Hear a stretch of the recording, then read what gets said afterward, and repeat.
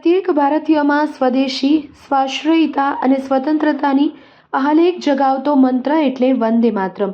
વંદે માતરમ ગીતની 150મી વર્ષગાંઠના ઉપલક્ષ્યમાં આ વિષયના પ્રતિઘોષ રૂપે વંદે માતરમ શબ્દની પૃષ્ઠભૂમિથી જ શરૂ થયેલી ભારતીય રાષ્ટ્રધ્વજની નિર્માણ યાત્રા, તેની બદલાતી તાસીર અને તવારીખની રોચક પ્રસ્તુતિ 77મા પ્રજાસત્તાક પર્વમાં ગુજરાતના ટેબ્લોનું મુખ્ય આકર્ષણ છે.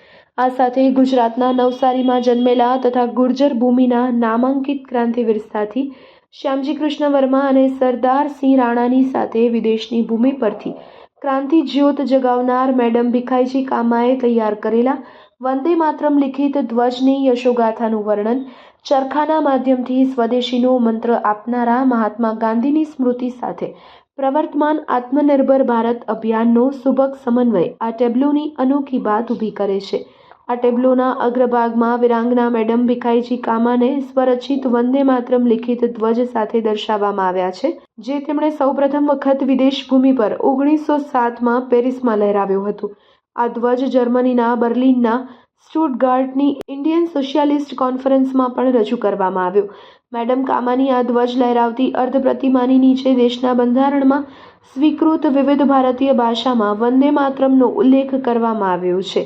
આ સાથે જ તેમણે તૈયાર કરેલો ધ્વજ પેરિસમાં તેઓએ લહેરાવ્યો હતો અને 1917માં હોમ રૂલ ચળવળના ભાગરૂપે એની બેસન્ટ અને બાળ ગંગાધર તિલક દ્વારા એક નવતર ધ્વજ ફરકાવવામાં આવ્યો હતો.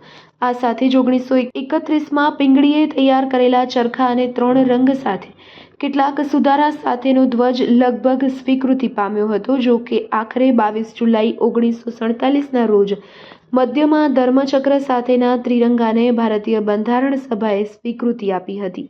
પ્રવર્તમાન રાષ્ટ્રધ્વજની આ નિર્માણ યાત્રા સાથે ભારતીય સ્વતંત્રતાની મહત્વની ચળવળનું પણ આ ટેબ્લોમાં નિદર્શન કરવામાં આવ્યું છે. ચરખાના માધ્યમથી સ્વદેશીના પ્રયોગ મારફતે સ્વતંત્રતાની હાકલ કરનારા મહાત્મા ગાંધીના શિલ્પને ટેબ્લોના અંતિમ ચરણમાં વિશાળ ધર્મચક્ર સાથે દર્શાવવામાં આવ્યું છે.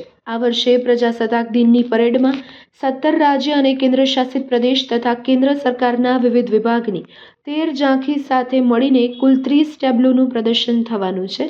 પ્રાપ્ત માહિતી અનુસાર 77મા પ્રજાસત્તાક પર્વની ઉજવણીમાં યુરોપિયન યુનિયનના 2 વરિષ્ઠ નેતા, યુરોપિયન કમિશનના પ્રમુખ ઉર્સુલા વોન ડેર લિયેન તથા યુરોપિયન કાઉન્સિલના પ્રમુખ એન્ટોનિયો કોસ્ટા મુખ્ય અતિથિ તરીકે ઉપસ્થિત રહેશે. Report by Ejaz Shaikh, Bhavnagar.